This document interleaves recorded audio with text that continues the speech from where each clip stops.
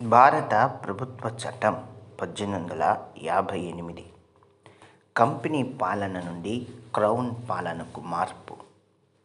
భారత ప్రభుత్వ చట్టం 1858 భారత చరిత్రలో ఈస్ట్ ఇండియా కంపెనీ పాలనకు ముగింపు పలికి భారతదేశాన్ని నేరుగా బ్రిటిష్ క్రౌన్ నియంత్రణలోకి తీసుకువచ్చిన చారిత్రక మైలురాయి చట్టం. ఇది భారతదేశంలో వలస ప్రభుత్వానికి అధికారిక ఆరంభం. చారిత్రక నేపథ్యాన్ని చూస్తే 1757లో ప్లాసీ యుద్ధం తర్వాత కంపెనీ రాజకీయ శక్తి విస్తరించింది. 1773, 1784, 1813, 1833,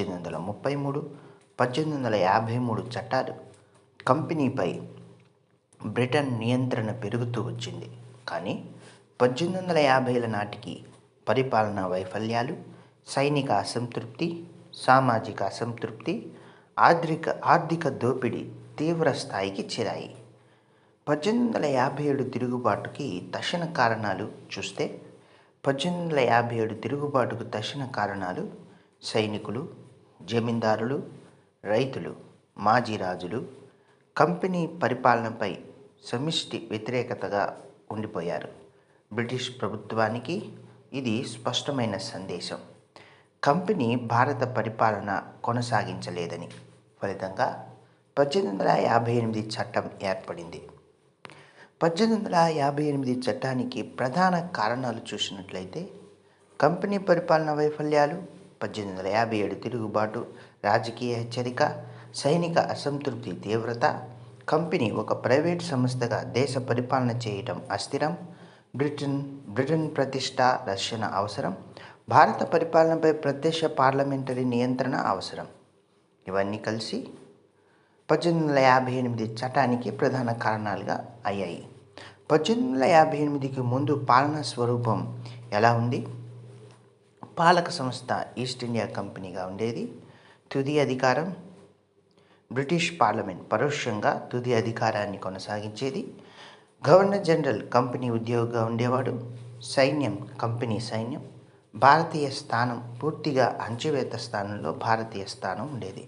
ఇది ప్రైవేట్ కంపెనీ రూల్గా కొనసాగింది. అసలు 1858 చట్టంలో కాన్సెప్ట్ ఏంటి? భారతదేశంలో వ్యాపార సంస్థ పాలన నుండి రాజశక్తి పాలన వైపుకు జరిగిన చారిత్రక రూపాంతరమే ఈ 1858 చట్టం. 1858 చట్టం ముఖ్య నిబంధనలు ఏంటి? మొదటిది, ఈస్ట్ ఇండియా కంపెనీ రద్దయింది. కంపెనీ అన్ని రాజకీయ, పరిపాలన, సైనిక అధికారాలు రద్దయిపోయాయి. 1858తో కంపెనీ పాలన అధికారికంగా ముగిసింది. రెండవది, భారత పాలన నేరుగా బ్రిటిష్ కిరీట ఆధీనంలోకి వెళ్ళిపోయింది. అప్పటి రాణి క్వీన్ విక్టోరియా. ఇదే క్రౌన్ రూల్ ఆరంభం అంటారు. మూడోది, secretary of state for India పదవి ఏర్పాటు. భారత పరిపాలనపై తుది బాధ్యత బ్రిటిష్ క్యాబినెట్ సభ్యుడు ఈ సెక్రటరీ ఆఫ్ స్టేట్ ఫర్ ఇండియాగా ఉంటారు. ఇతనికి సహాయంగా 15 మంది సభ్యులతో కౌన్సిల్ ఆఫ్ ఇండియా అనేది ఉంటుంది. వాస్తవ అధికారం లండన్ కేంద్రంగా మారింది. నాలుగవది, గవర్నర్ జనరల్ అనే అతను వైస్రాయిగా ఇకపై కొనసాగుతాడు. గవర్నర్ జనరల్ బ్రిటిష్ రాణి ప్రతినిధి. వైస్రాయి మొదటి వైస్రాయి ఎవరంటే లార్డ్ క్యానింగ్. కంపెనీ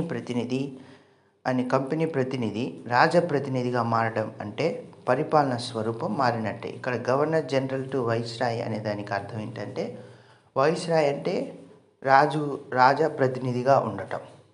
అది ఇంకొక ఐదవది ఏమిటంటే సైన్యం కిరీటం ఆధీనంలోకి బదిలీ. అంటే కంపెనీ సైన్యం రద్దయిపోయింది.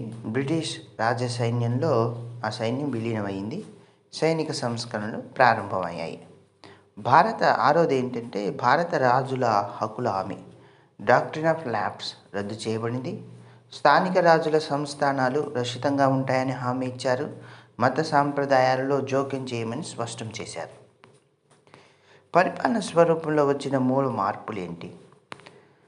1858కి ముందు, 1858 తర్వాత పరిపాలనలో మార్పుల గురించి చూస్తే పాలకుడు 1858కి ముందు కంపెనీ 1858 తర్వాత బ్రిటిష్ కిరీటం. తుది అధికారం ఎవరిదిగా ఉండేది అంటే 1858కి ముందు కోర్ట్ ఆఫ్ డైరెక్టర్స్, ఇప్పుడు 1858 తర్వాత పార్లమెంటుది. గవర్నర్ జనరల్ కంపెనీ ప్రతినిధిగా 1858కి ముందు ఉంటే 1858 తర్వాత వైస్రాయ్గా రాణి ప్రతినిధిగా మారాడు. సైన్యం సంగతి ఏంటంటే కంపెనీ అధీనంలో 1858కి ముందు ఉండేది. తర్వాత 1858 తర్వాత క్రౌన్ అధీనంలోకి వెళ్ళిపోయింది, అంటే బ్రిటిష్ క్రౌన్ అధీనంలోకి. అయితే బ్రిటిష్ క్రౌన్ రూల్ ప్రభావాలు ఎలా ఉన్నాయి? 1. భారతదేశంలో నిజమైన వలస రాజ్యం ఆవిర్భావం అయింది. ఇకపై భారతదేశం బ్రిటిష్ సామ్రాజ్యంలో భాగంగా మారింది, అంటే ఫార్మర్ కాలనీగా మారిపోయింది. 2. భారతీయ రాజ్యాల భద్రత, స్థానిక రాజులకు వారసత్వ హక్కుల హామీ, వారి మద్దతు పొందడమే లక్ష్యంగా కొనసాగింది. 3.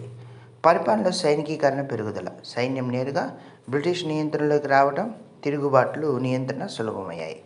4. బ్రిటిష్ పార్లమెంటు ఆధిపత్యం బలోపేతమైంది. భారత పాలనపై లండన్ నుండి ప్రత్యక్ష నియంత్రణ కొనసాగింది. ప్రాముఖ్యతలేంటి? 1. కంపెనీ పాలనకు సంపూర్ణ ముగింపు పలికింది, క్రౌన్ రూల్ ఆరంభమైంది. 2. క్రౌన్ రూల్ ఆరంభమైంది. 3. భారతదేశం అధికారికంగా బ్రిటిష్ కాలనీగా మారిపోయింది. 4. డాక్ట్రిన్ ఆఫ్ ల్యాప్స్ అంతమైంది. 5. ఆధునిక వలస పరిపాలన నిర్మాణానికి పునాది అయింది. ఇక లిమిటేషన్స్ ఆఫ్ దిస్ యాక్ట్, ఈ చట్టం యొక్క లిమిటేషన్స్ చూస్తే భారతీయులకు రాజకీయ హక్కులు ఏమీ ఇవ్వలేదు, ప్రతినిధి ప్రభుత్వ భావన లేదు, వైస్రాయ్ పూర్తి అధికారులతో నియంత్రణ, సెక్రటరీ ఆఫ్ స్టేట్ అతి శక్తివంతమైన బాధ్యతగా మారింది, భారతీయులు పాలన నుంచి పూర్తిగా వెలివేయబడ్డారు. చారిత్రక మూల్యాంకనం ఏంటి అంటే హిస్టారికల్ ఇవాల్యుయేషన్ ఏంటి? 1858 చట్టం ద్వారా ఒకవైపు కంపెనీ దోపిడీ ముగిసింది, మరోవైపు స్పష్టంగా వ్యవస్థీకృతంగా రాష్ట్ర దోపిడీ ప్రారంభమైంది, అంటే స్టేట్ ఎక్స్‌ప్లాయిటేషన్, అంటే దేశం యొక్క దోపిడీ మొదలైంది. ఇది భారత జాతీయ ఉద్యమానికి, కొత్త శాసనాత్మక పోరాట దశకు పునాది వేసిందని చెప్పొచ్చు. 1858 భారత ప్రభుత్వ చట్టం ముగింపుకొస్తే, అంటే కంక్లూజన్ ఏంటంటే 1858 భారత పరిపాలనలో ఒక యుగాంతకారక మైలురాయి. ఇది కంపెనీ స్వార్థ పాలనకు తెరదించి భారతదేశాన్ని బ్రిటిష్ కిరీట అధికారిక వలసగా మార్చింది. రాజకీయంగా ఇది దోపిడీని సంస్థాగతం చేసినా చారిత్రకంగా ఇది భారత జాతీయ ఉద్యమానికి దృఢమైన పునాది వేసిన మలుపు ఘట్టంగా నిలిచింది.